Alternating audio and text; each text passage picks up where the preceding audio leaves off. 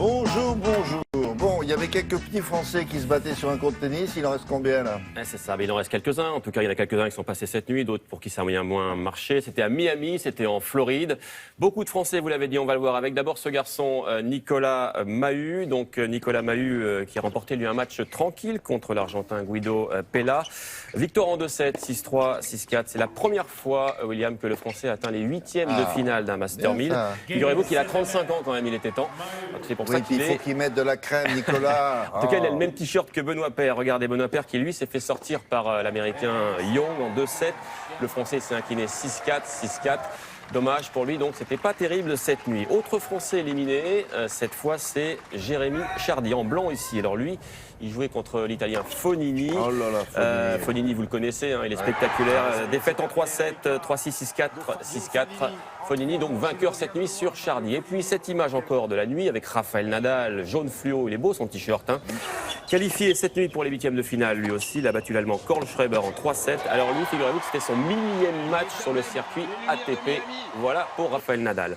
Direction le Qatar à présent, premier départ du premier Grand Prix de la saison, c'est de la MotoGP. Alors c'est comme la Formule 1, hein, la MotoGP. Et je vous montre ces images parce qu'il y a un Français qui peut gagner des courses cette année, il s'appelle Johan Zarco. Et avec sa moto, il était même en tête. Mais regardez, le problème, c'est qu'au 7e tour, ici, voilà, et ben, il a chuté. C'est dommage, il était en tête. Bon, il pleuvait, ceci dit, donc il y avait des circonstances. Dommage donc pour lui, mais vous voyez, on finit à pied quand même sans bobo. Vainqueur, Marquez, le champion du monde en titre. Et pour lui, vous voyez, tout va bien. C'est tranquille, les chutes en moto. Il n'a pas pu récupérer sa moto. Ça arrive, ça, Non, qu'on remonte dessus et on repart? On peut effectivement repartir après dessus, mais visiblement, là, il était trop loin, donc il a abandonné. Ok, qu'est-ce qu'on a d'autre? Du rugby avec le retour des joueurs du Stade français hier sur les pelouses. Vous savez qu'il y avait une sorte de fusion avec le Racing. Finalement, les joueurs n'avaient pas trop apprécié, ils avaient fait grève, il y avait eu un chaos finalement.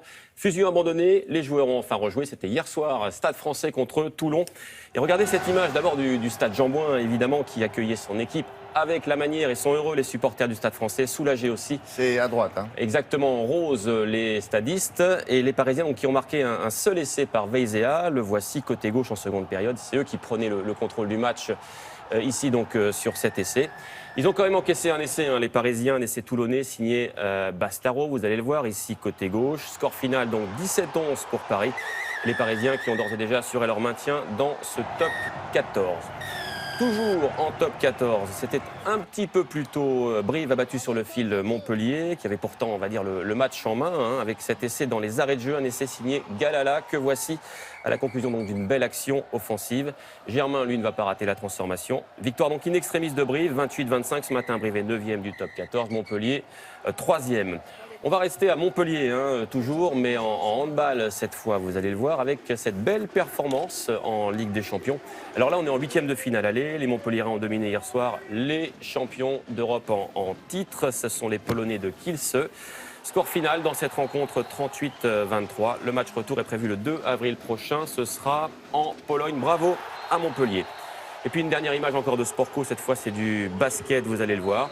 Pour vous dire que Strasbourg a dominé hier soir Chalon. Alors là, c'est de la Pro A, 24e journée, victoire des Alsaciens, 84-60. Ce matin, Strasbourg est 5e, Chalon est 3e.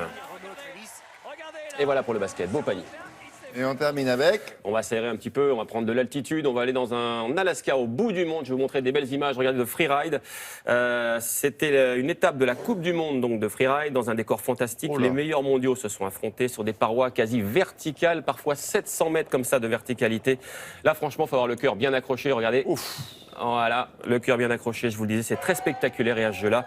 Deux Français ont brillé, Loïc Colomb-Paton et Léo Smelet que l'on voit ici sur le podium. Allez, dernière image que j'aime bien, regardez, avec l'Open de golf à Austin, ce swing tranquille. Et ça va où? Ça va tout droit.